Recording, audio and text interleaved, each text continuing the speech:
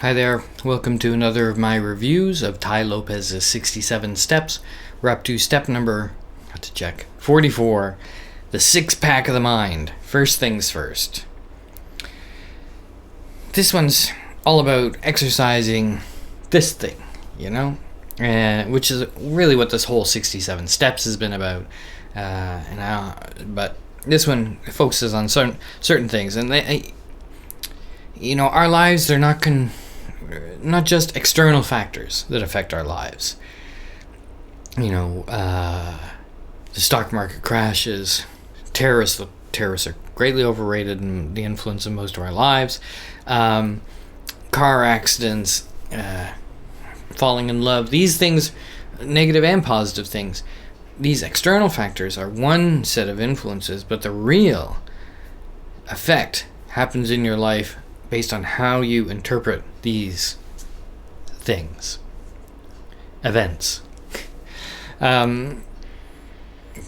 As Tai mentions, he talks about the Louis Zamperini book, where he was downed in the ocean for 45 days or however long it was.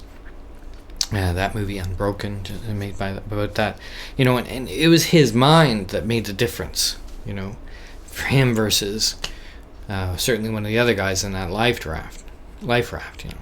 It's your mind, and we're not in those extreme circumstances, hopefully, many of us, but still, how our mind reacts to external events is a huge influence on our lives. You see some people who go through horrible extreme events, and some people come out of it with a huge positive upswing on life. They said, well, I made it through that, I'm going to do this, and some people get just beaten by it. And this goes back, Tai says, to misweighing that we just talked about a few steps ago, but Tai brings it up again. It's an important one, but this is, I think, the third time at least. And do you spend time? Where do you spend your time? Do you spend time thinking about and working on things that will accomplish your goal, your life goals? Or do you get distracted by TV, internet, these kinds of things? Where do you spend the majority of your time? Is the majority of your time spent on improving your life? Probably not. Do you focus on your health, wealth, love, fulfillment, business? And this is, Tai chucks in another saying here, penny wise and pound foolish. And he may say, I wonder if he says penny wise and dollar foolish. I don't know. But anyway, because obviously it's a British saying about the pound. But penny wise, pound foolish, where you focus on the irrelevant things, the pennies, but you just pay no attention to the big things, the pounds. And you may, I see this a lot. I really notice it when I go back to North America. I'm Canadian, so that, by the way, so as a Canadian, we don't have a six-pack of the mind. We have a 2-4 of the mind. So when I go back there, people are always talking about, oh, here's where you can get the cheapest gas. It's like 10 cents cheaper over here. And here's where you can get, you can save 15 cents on this at this supermarket versus this supermarket.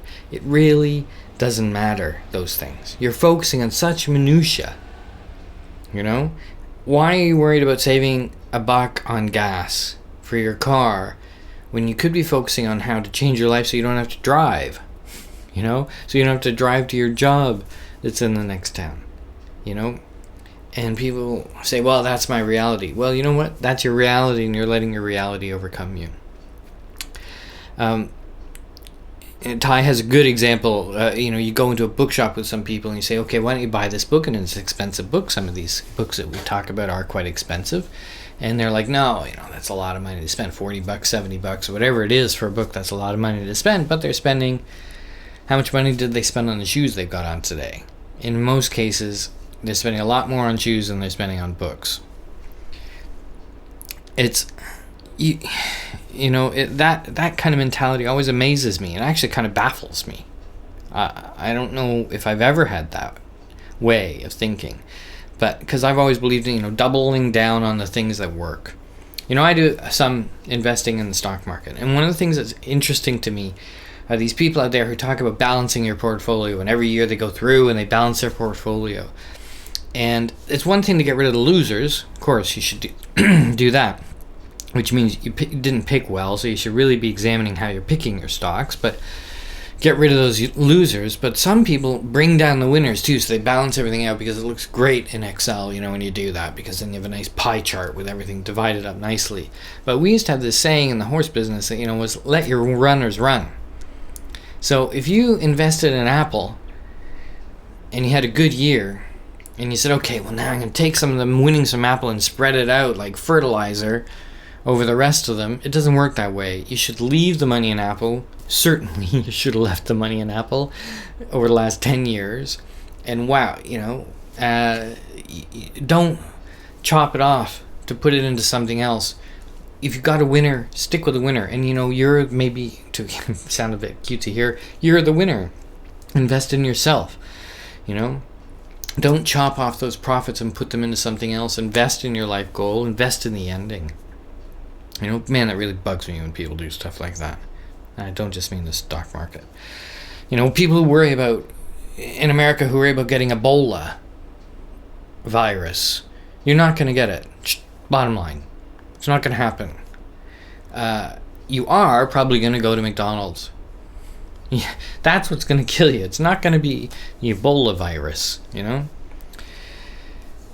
So, sorry. Anyway. As they say, I'm getting a bit verklempt. Spend 15 minutes a day unplugging from this machine and your devices, and sit somewhere with a pen and paper and prioritize your life. Do it 5 minutes a day, 10 minutes a day, whatever. But prioritize what you're going to do based on your big goals. If you don't have any big goals, go back, start over again, do your Eulerian destiny and the other things, and find them. You made it this far, then you should be, having goals, and you should be focusing on them. And why we're not taught about this in school, prioritizing your life and things like this, is a mystery to me. Anyway, I've ranted. I'm sorry, this was actually going to be a short one. Sorry about that. His 3 questions.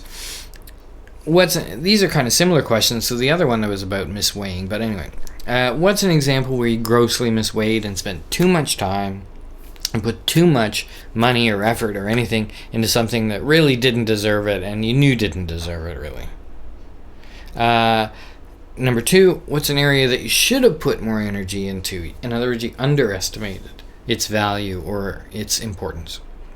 And number 3, how can you spend 10 minutes a day prioritizing? And you know how you can do that? You do it. Just find 10 minutes a day. Start with and prioritize your life. Things you should and shouldn't do. You shouldn't buy a new phone. Why do you need a new iPhone? You probably don't. You should buy a book. You should buy a conference admission ticket. These kinds of things you should do. And I'm not flogging anything here before you get on me. So, should and shouldn't do, 10 minutes prioritizing. That's step number 44. I hope you stick around. Subscribe. And, we've only got about 20 episodes left. I always say episodes. Steps left. We'll see you through them. Thanks so much. Bye.